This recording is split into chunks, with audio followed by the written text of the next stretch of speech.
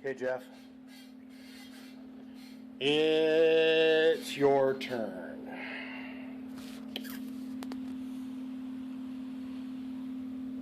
It's your 412 HD base that you bought.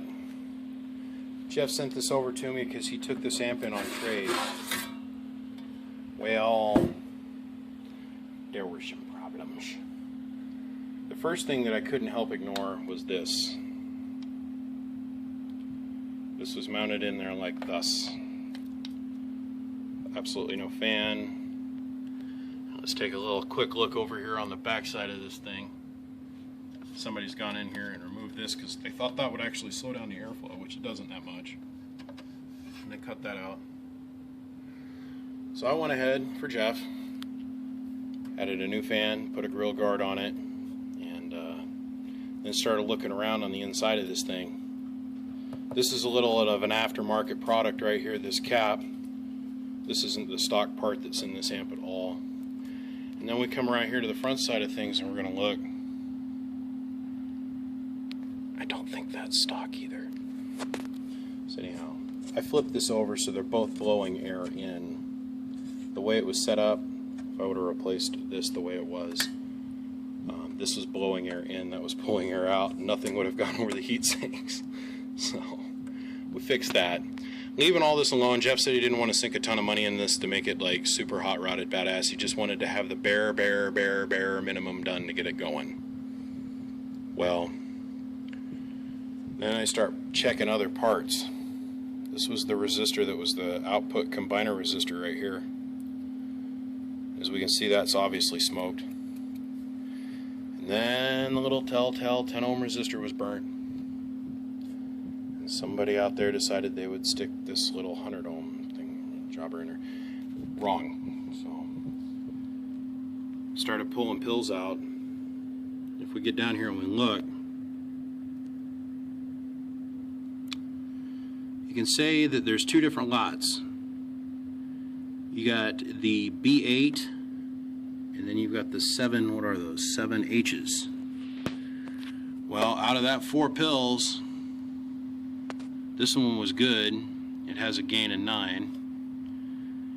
And as soon as I put the soldering iron to it, the top of the pill fell off. And it looks like it had been super glued back on. Same thing with that one. Same thing with that one. This pill was a dead short. But this pill is still testing good, and it's got a gain of 25. But like I said, the top had been held on by super glue. So after talking with Jeff on the phone, the man decides to get himself 4 brand new matching, all the same lot number, brand new matching Toshiba 2879s. I went in here and I replaced your preamp. I made that work, Jeff. And then I started doing some measuring and discovered that somewhere along the line somebody put this part in there, this cap. An 82. That was your output tune. So even after you replace the transistors and then I come and adjust your input standing wave, the output power was at like 400 watts with a 75-80 watts worth of drive. Because the output tune was, well, mud duct. So I went ahead and replaced it with a high flow, high voltage, more high volt than this. It's an 800 or 900 volt cap. This is a 500 volt cap. So it can hold up a little bit better with the proper value. And voila, bare minimum effort, and we got your xforce back up and running. It's a 1000 watt slug. We're going to work in 1X today in PEP. 5 watt slug in reverse to show the match to the 10,000 watt sealed bird dummy load, which is grounded. The Siltronics, the 66V, and the Striker 955. Sideband delay works, preamp works, power switch now works. You have fan that works. Keying circuit works, and contrary to what we thought it was when you sent it over here, no, you don't have any bridge issues going on. Oh, let me hook up the voltmeter. I'll be right back. Okay, so all I did was hook up the voltmeter, and we're floating at 17.62 volts. Now I'm going to hit it with a 66. We're going to give it about 20 watts worth of drive. Hello, audio. Hello, audio. It's about 410, 420 peak watts. Let's go over and look at the voltage.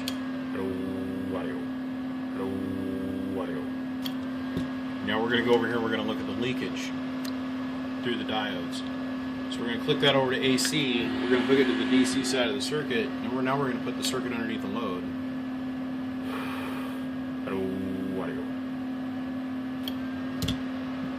So barely over a half a volt worth of AC leakage through this aftermarket, actually smaller than what was stock electrolytic capacitor. It's a big old bastard.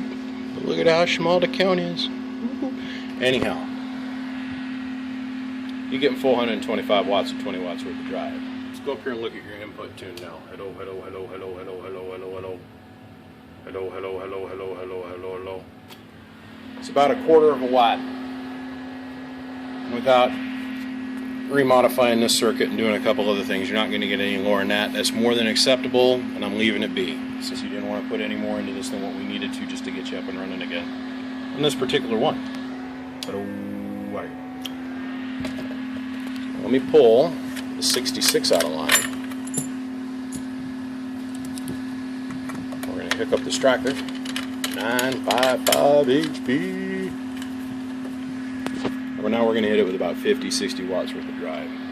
Hello. Ooh, wrong mic. Hello. Hello. Hello. BBI. BBI. BBI.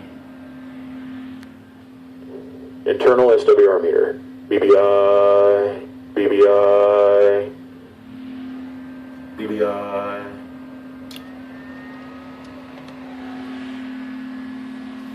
Jeff, she's back in one piece.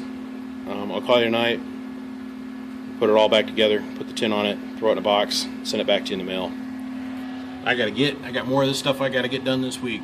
My name is BBI, and I am the biggest mud duck in Idaho. And there's absolutely zero shame in my game. Come check us out. www.bbiamps.com, or come talk to me every once in a while if I ever choose to bump down on my station on 27.025. I see ya.